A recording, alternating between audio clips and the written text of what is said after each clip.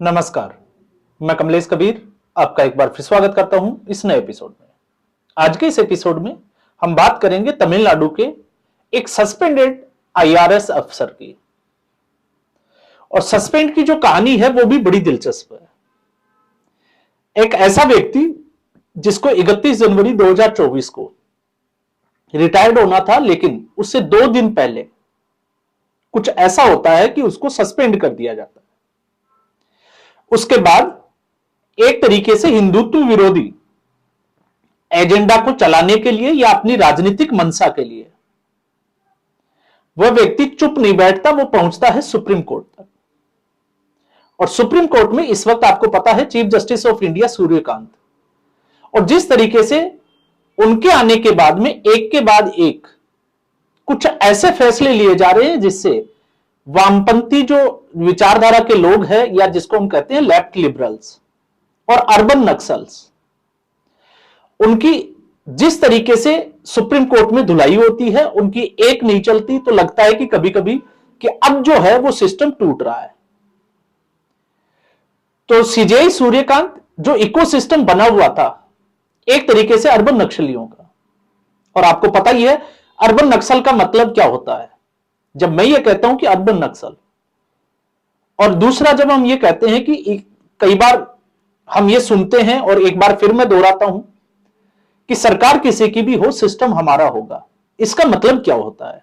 तो इसका मतलब होता है 1967 के बाद में इस देश में राजनीतिक हलचल इस तरीके से परिवर्तन हुआ कि एक तरीके से कांग्रेस पार्टी को जवाहरलाल नेहरू की मृत्यु के बाद एक गूंगी गुड़िया की जरूरत थी और तेज तर्रार नेताओं के सामने। तो उस वक्त चुनाव किया गया इंदिरा गांधी का, लेकिन वही गूंगी गुड़िया कांग्रेस पार्टी से ही बगावत कर बैठी और कांग्रेस पार्टी को तोड़ दिया।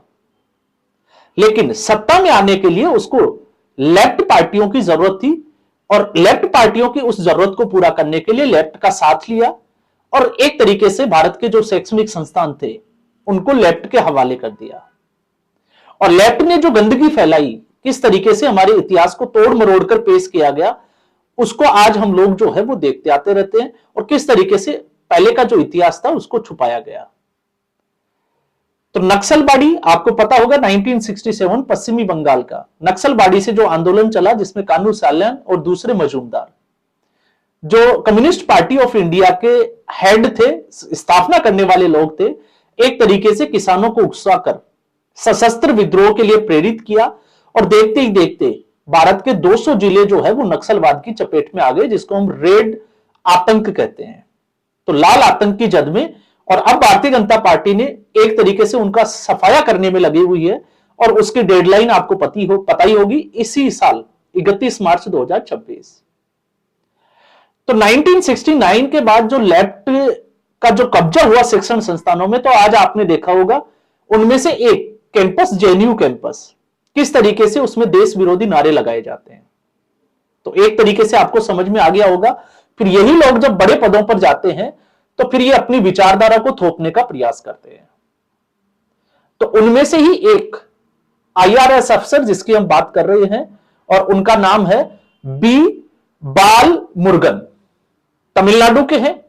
अब आप समझ सकते हैं कि तमिलनाडु की धरती पर इस वक्त क्या चल रहा है, क्योंकि उधर जो है वो पेरियार का प्रभाव साफ तौर से देखा जा सकता है।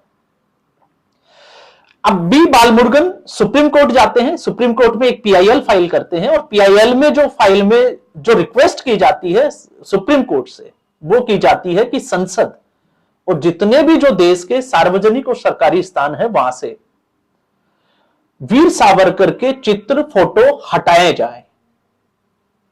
क्यों हटाए जाए? क्योंकि वो भारत विरोधी गतिविधियों में शामिल थे, वो हत्या के आरोपी थे। अब इसके ऊपर जब सुप्रीम कोर्ट में यह मामला आया, सुनवाई हुई, तो पहले तो सुप्रीम कोर्ट ने इसके ऊपर जो टिप्पणी की वो अपने आप में दिखाता है कि किस तरीके की टिप्पणी थी। तो सुप्रीम कोर्ट ने यह टिप्पणी की कि यह जो पीआईएल है, याचिका है, यह तुच्छ मानसिकता को दर्शाती है। तो आप समझ सकते हैं कि इस व्यक्ति की मानसिकता क्या है। और दूसरा, एक तरीके से इस व्यक्ति को सबक सिखाने का काम भी किया, और जब सबक सिखाया तो उसमें सुप्रीम कोर्ट का यह कहना कि आप अपने आप को समझते क्या हो। अब यह किस संदर्भ में कहा गया? यह उस संदर्भ में कहा गया जिसमें इस व्यक्ति को सुप्रीम कोर्ट में पेश होना था, लेकिन यह नहीं आया और कारण यह था कि उसके पास पैसे नहीं है। तो वीडियो कॉन्फ्रेंसिंग के जरिए यह सुप्रीम कोर्ट में जुड़ता है। और फिर उसके बाद में इतनी बेइज्जती के बाद में जो सुप्रीम कोर्ट ने टिप्पणी की थी, वो आगे की टिप्पणी वो ये थी कि आप जो है वो जनता की सेवा करें, लोगों का भला करें, उसमें ही आपकी भलाई है। अगर आप पुराने पचड़ों में फंसोगे तो फिर यह आपके लिए ठीक नहीं होगा। ये सुप्रीम कोर्ट का, ये मैंने मेरी तरफ से कुछ चीजें बताई है, लेकिन सुप्रीम कोर्ट, अगर आप उसकी पूरी टिप्पणी सुनोगे तो उसमें साफ तौर से यही इशारा था, उसको याद दिलवाई गई कि आप किस तरीके से सस्पेंड हुए थे। तो मैंने लेफ्ट लिबरल इसलिए कहा क्योंकि लेफ्ट लिबरल जो भी पार्टी और मानसिकता का व्यक्ति है, उसको लगता है कि इस देश की आजादी में सिर्फ और सिर्फ पंडित जवाहरलाल नेहरू और महात्मा गांधी का ही हाथ है। तो आप देखिए, महात्मा गांधी 1915 में अफ्रीका से वापस आते हैं प्रथम विश्व युद्ध के दौरान, जबकि उससे पहले वीर सावरकर को जो करना होता है वो कर चुके होते हैं, और वो अंडमान निकोबार की एक सेल में काला पानी की जो सजा थी वो उनको पहले से ही हो रखी होती है। अब इस देश के इतिहास के दो पहलू है। एक कि जो गांधी परिवार को सब कुछ मानते हैं लेफ्ट लिबरल मानसिकता के, ऐसा क्यों हुआ? ऐसा इसलिए हुआ क्योंकि हमें 1947 को जब भारत आजाद हुआ तो पढ़ाया ही कुछ ऐसा गया। और पढ़ाया ऐसा क्यों गया? क्योंकि इसका पहला कारण था 1947 के बाद पहले जो शिक्षा मंत्री बने मौलाना आजाद, उन्होंने किस तरीके से भारत के जो आजादी में बलिदान देने वाले जो लोग थे उनको एक तरीके से पर्दे के पीछे उनकी भूमिका कम कर दी गई और जवाहरलाल नेहरू और महात्मा गांधी की भूमिका को बढ़ा दिया गया। अब उनमें से आप किसी का भी आप उदाहरण जो है वो देख सकते हैं।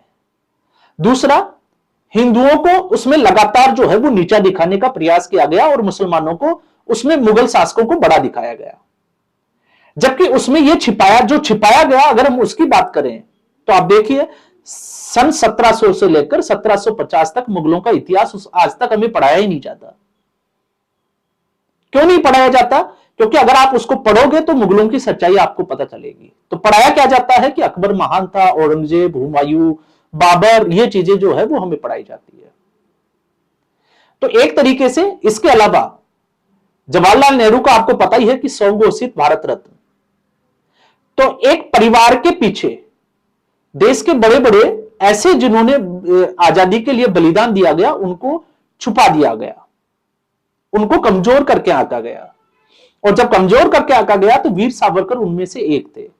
आप सोचकर देखिए कि अंग्रेजों को अगर वीर सावरकर उनके मुखबिर थे या अंग्रेजों के लिए एक मुखबिरी करते थे, तो आखिर उसको काला पानी की सजा देने की क्या जरूरत थी? तो अगर किसी व्यक्ति को सजा दी गई और कठोरतम सजा दी गई है, इसका मतलब उसको उससे खतरा था, और जिनसे नहीं था। तो आप देखिए, इतिहास यह भी कहता है कि शिमला में माउंटबेटन के परिवार के साथ में छुट्टियां कौन मनाता था? पंडित जवाहरलाल नेहरू। तो यह इस देश की सच्चाई थी। और अब लगातार आपने देखा होगा कि इस वक्त यह एक बड़ा चर्चा का विषय रहता है कि आखिर 2014 के बाद क्या बदला।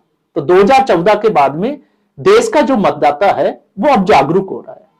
देश का हिंदू, देश का सिख, देश का जो है वो दूसरी कम्युनिटी के लोग जो है वो अब जागरूक हो रहे हैं। और जब जागरूकता उनमें आ रही है तो वो गलत जो हो रहा है उसका विरोध करते हैं, तो उसको कट्टरवाद के साथ जोड़ा जाता है, जबकि इससे पहले उसको सेकुलरता की जन्म गुट्टी पिलाई जाती थी। आपके मंदिर तोड़े गए, उन मंदिरों में जैसे आपने देखा होगा खंडित मूर्तियां थी, लेकिन सुनने वाला कोई नहीं था। अब समय बदल रहा है तो लगता है कि कट्टरता जो है वो आती जा रही है, जबकि यह कट्टरता नहीं है, एक तरीके से यह विरोध है, एक तरीके से यह संगठित आवाज जो है वो दिखाई देती है।